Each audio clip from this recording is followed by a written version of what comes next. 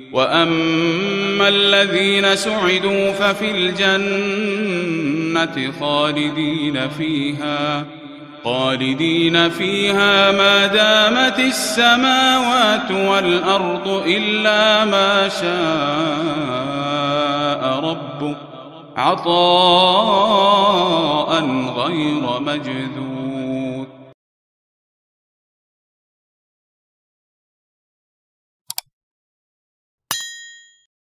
بسم اللہ الرحمن الرحیم نحمده ونصلی علی رسولہ الکریم اما بعد.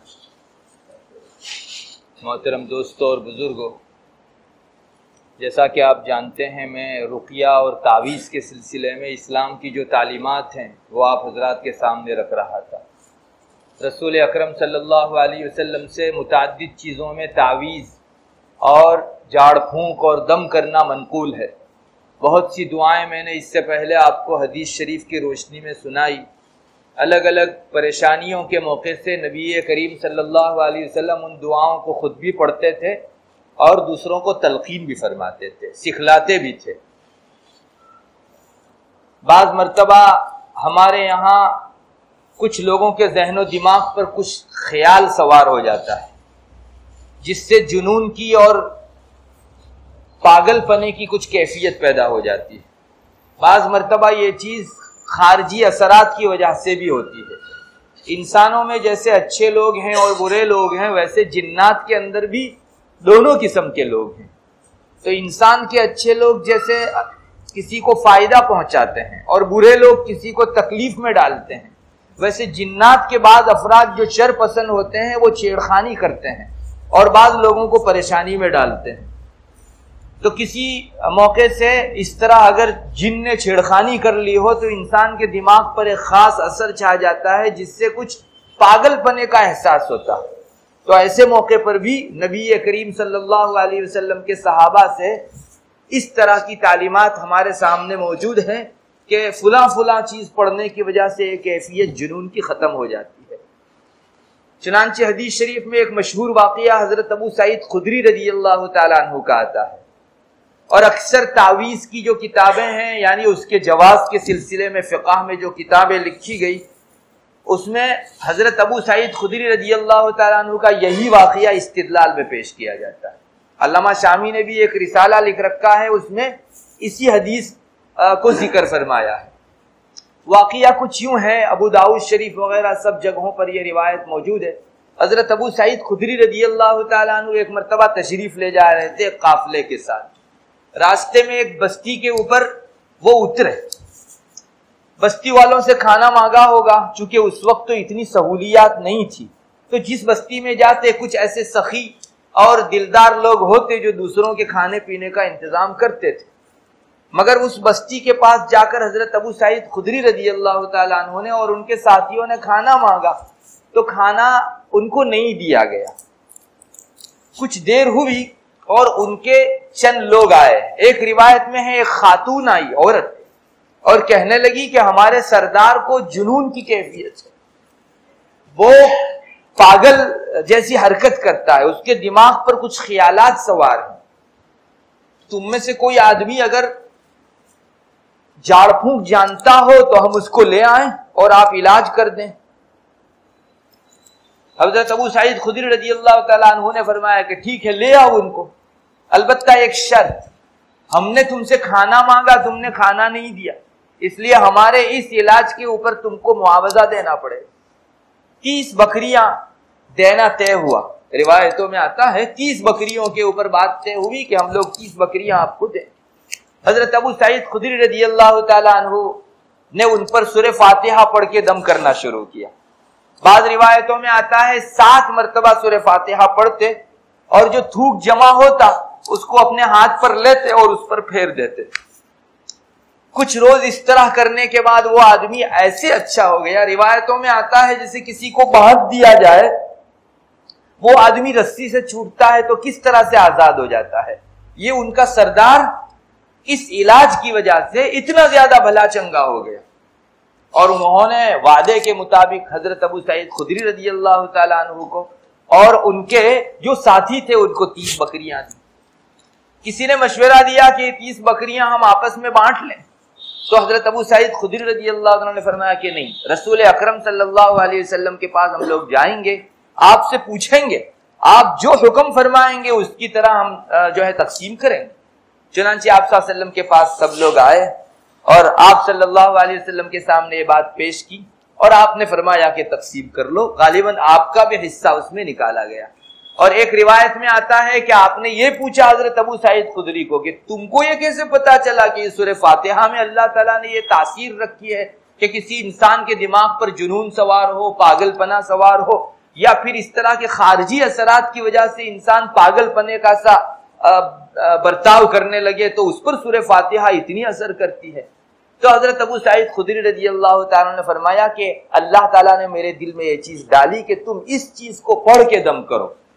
حضرات صحابہ بھی بہت بلند مقام رکھتے تھے، نبی کریم صلی اللہ علیہ وسلم ہی کے تربیت یافتہ تھے۔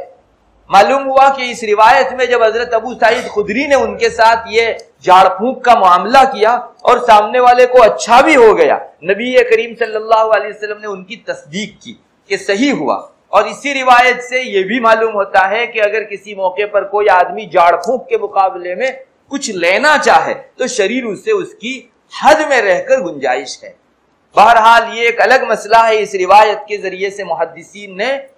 تعویذ اور جھاڑ پھونک کے اوپر شریعت کی حد میں رہ کر اگر کوئی آدمی عوض لینا چاہے تو اس کی گنجائش نکالی ہے۔ بہرحال اس سے معلوم ہوا کہ کوئی آدمی پاگل ہو یا اس پر خارجی اثرات کی وجہ سے دل و دماغ متاثر ہو گیا ہو، اس پر اگر آگے پیچھے درود شریف پڑھ لے تو بہت اچھا، اور بیچ میں 7 مرتبہ سورہ فاتحہ پڑھ کر دم کرنے کی وجہ سے یہ کیفیت سامنے والے کی ختم ہو جاتی ہے۔ آگے بعض واقعات میں یہ بھی معلوم ہوتا ہے کہ تقریباً 3 روز تک اس طرح سے کیا جائے، صبح و شام صبح و شام صبح و شام۔ چنانچہ ایک اور روایت ہے، حضرت خارجہ ابن السلت ایک تابعی ہیں، وہ اپنے چچا سے روایت کرتے ہیں، ان کے چچا کا نام تھا علاقہ ابن سحار تیمی۔ ان کے چچا اسلام لے آئے تھے، علاقہ تیمی، نبی کریم صلی اللہ علیہ وسلم کے پاس مسلمان ہو کر لوٹ رہے تھے تو راستے میں ایک بستی کے اوپر سے گزر ہوا، وہ بستی والے ان کے پاس آئے اور آ کر کہا کہ ہمارے یہاں ایک نیم پاگل آدمی ہے جس کی آدھی عقل ماری گئی ہو، ہماری گجراتی میں جس کو ہم لاڑ گانڈا کہتے ہیں، تھوڑی سمجھ بوجھ رہتی ہے تھوڑی نہیں بھی رہتی، اس قسم کا معتوہ آدمی تھا۔ ہمارے یہاں بستی کے اندر ایک آدمی موجود ہے، اگر آپ جو ہے ہم نے سنا کہ آپ بہت بڑے آدمی کے پاس سے آ رہے ہیں، چونکہ رسول اللہ صلی اللہ علیہ وسلم کے دنیا میں تشریف لانے کا یہ شور آس پاس میں سب جگہوں کے اوپر ہو چکا تھا، تو انہوں نے یہی کہا کہ ہم نے سنا کہ ایک بہت بڑے آدمی کے پاس سے تم آ رہے ہو جو اس دنیا کے اندر خیر اور بھلائی لے کر اترے ہیں، تو ہمارے اس معتوہ آدمی کو، نیم پاگل آدمی کو کچھ تم علاج کر کے اچھا کر دو تو ہم تمہارے سامنے پیش کریں۔ تو انہوں نے کہا کہ ٹھیک ہے میں علاج کرتا ہوں، اور شاید اس موقع سے 100 بکریاں طے پائی کہ یہ لوگ 100 بکریاں دیں گے۔ انہوں نے کہا منظور ہے، اگر ہمارا بیمار اچھا ہو جاتا ہے ہم 100 بکریاں آپ کو دیں گے۔ چنانچہ انہوں نے علاج کیا، اور روایت میں آتا ہے صبح اور شام سورہ فاتحہ پڑھ کر یہ مسلسل اس مجنون آدمی کے اوپر دم کرتے رہے، پاگل آدمی پر دم کرتے رہے، اور چند روز کے بعد، وہی 3 روز کے بعد، وہ آدمی اتنا بھلا چنگا ہو گیا جیسے باندھا ہوا آدمی رسی کھل جانے کے موقع سے بالکل آزاد ہو جایا کرتا ہے۔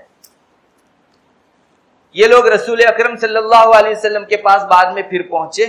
آپ صلی اللہ علیہ وسلم کے سامنے یہ حقیقت رکھی کہ اے رسول اللہ اس طرح ہم نے سورہ فاتحہ پڑھ کے دم کیا، سامنے والا اچھا ہو گیا، ہم کو 100 بکریاں ملی ہے۔ تو آپ نے اس موقع پر ارشاد فرمایا کہ وہ جو میں نے منع کر رکھا تھا وہ تو باطل رقیہ اور باطل تعویذوں کے بارے میں تھا، تم نے تو اللہ کے کلام سے سچی تعویذ کی، سچا جھاڑ پھونک کیا، اس کے بارے میں ممانعت نہیں ہے۔ چنانچہ نبی کریم صلی اللہ علیہ وسلم نے یہاں بھی جو ہے اجازت مرحمت فرمائی۔ اس سے علماء لکھتے ہیں کہ اگر کسی انسان پر اس طرح کا کوئی اثر خارجی آسیبی سوار ہو جائے تو اسے چاہیے کہ وہ سورہ فاتحہ پڑھ کر، خاص کر 7 کی تعداد میں اگر پڑھ کر وہ دم کرے۔ اللہ کی ذات سے بہت امید ہے کہ چاہے بیماری کا جنون ہو یا خارجی اثرات کی وجہ سے انسان کے دل و دماغ پر اثر ہو، اس سے سامنے والے آدمی کو کافی افاقہ ہو سکتا ہے۔ ہمارے یہاں ایک بیماری یہ ہے کہ اللہ تعالیٰ نے یہ صورت ایسا معلوم ہوتا ہے کہ صرف عاملوں کے لیے اتاری ہے، حالانکہ ہم میں سے ہر آدمی ان صورتوں کو پڑھ کر اپنے اہل خانہ کے اوپر دم کر سکتا ہے،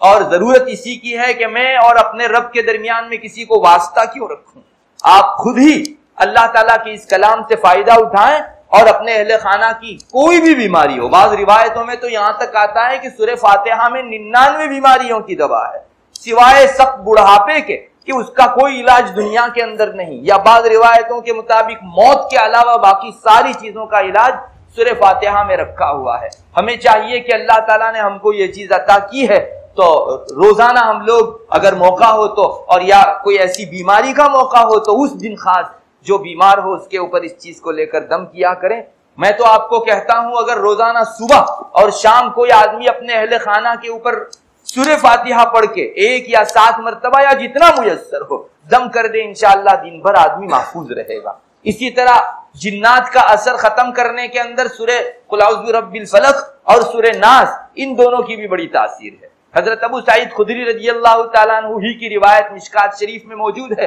فرماتے ہیں نبی کریم صلی اللہ علیہ وسلم پہلے انسانوں کی جو نظر لگ جاتی ہے اس سے اور جناتوں سے پناہ مانگا کرتے تھے، مگر